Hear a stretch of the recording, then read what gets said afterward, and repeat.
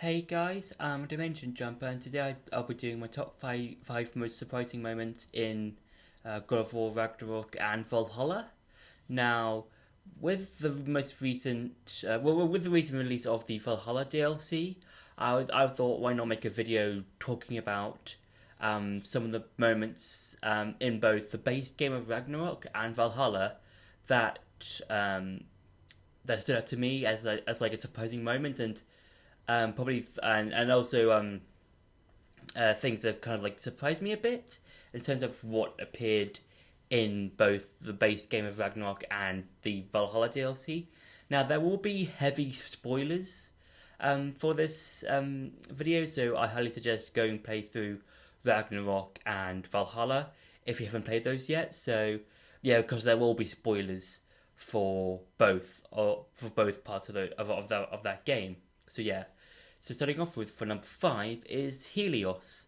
Now Helios, it was quite surprising to see when you first play Valhalla, because he replaces Mimir in the sense that he's now the head on your belt, because in I believe God of War 3, I believe um, uh, uh, Kratos takes off Helios's head in order in order to use it as a weapon to blind enemies and to see through dark areas of that game.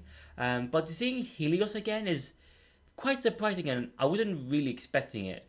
I when I saw the trailer for Valhalla, I knew that we were going back to or going to a part of Valhalla that had Greece in it or had Greece-like elements.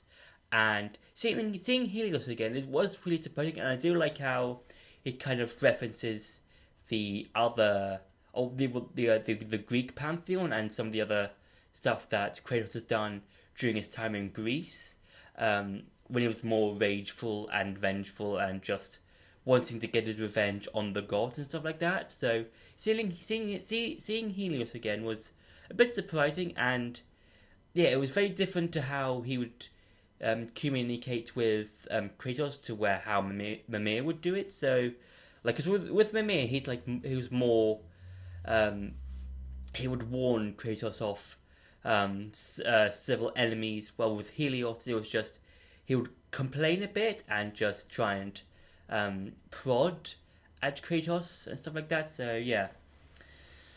For number four is seeing young Kratos. Now, this is at the very end of the DLC for Valhalla, and seeing him again was really, I think, a really nice way of finishing off Valhalla, and probably as well as Ragnarok and the 2018 games as well, because when you do see young Kratos on that throne, old Kratos, the more modern Kratos that we've seen in both the 2018 game and the base game of Ragnarok, it's more, I would say, philosophical. I think it's more philosophical, and it's more like he knows who he wants to be now, and he's very different from the Kratos that was in the original God of War games, where that one, as before, he was more rageful. He had more hate in his heart for the gods, and well, with seeing old Kratos and young Kratos together, and older Kratos doing that speech, it's really interesting to see how far Kratos has come since Greece, and I think it was nice that it wasn't a boss fight. I think if it was a boss fight, it would have. I think that would have been less impactful than if it wasn't, because Kratos, the Kratos we see now is more calm. He's more level-minded, and he knows what he wants to be, and that's really cool. And seeing him talking to his younger self, where the younger self doesn't speak a word. So I think that's really cool. For number three is fighting Teer.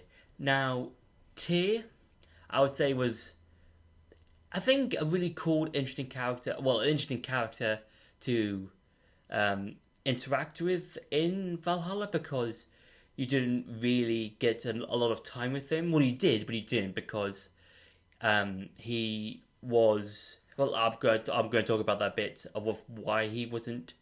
You didn't really get to spend much time with him later on, but getting to see Teer, and fighting the actual Teer is really fun and probably a really hard, and it's really probably a really hard boss fight. It's probably harder than the Valkyries and the Berserkers that you fight in both the 2018 game and the Ragnarok. And I do like how with Teer he brings out different weapons from the different lands that he's been to, like Greece, Egypt, Japan, and another one. I'm not 100%. I'm not really 100% sure where that's from, and that is really cool. And you get to see different fighting styles from Teer, and just fighting him as a whole is just a really interesting way of just leveling or continuing Kratos' story as a whole. And Teer always questions Kratos on certain events that he's done in his past and how he and why Kratos did the things that he did. So yeah, I think fighting Teer was a really fun boss fight. For number 2 is Sindri destroying the Odin marble thingy at the end of Ragnarok. Now this was, I think, surprising and sort of, I think, necessary, I would say, because Sindri has probably lost the most when it comes to some of the other characters, because with Kratos and Atreus, they've both lost a mum and a wife. With Freya, she's lost her son, and whilst with Sindri, he's lost his brother, and all of these. And the only thing that, the main thing that connects all of these characters together is that they all have lost a family member, and I feel like with Sindri, it's the most heartfelt because it was Odin that was the one to use the knife to hit, was basically the one that killed Brock, and I feel like with Sindri, there's he was supposed to be I think from a narrative and I think thematic sense, I think Sindri was meant to be the one to fully destroy Odin completely, because even though Odin's soul was in that marble, he was still technically alive, in big air quotes, because if you look back at an earlier point in the game with Jormungandr, Atreus put the soul that was Jormungandr into the snake, which later became Jormungandr, the snake we saw in the 2018 game. So even though Odin was not alive, but also alive in big air quotes, I think Sindri was meant one to completely destroy Odin as a whole. So yeah.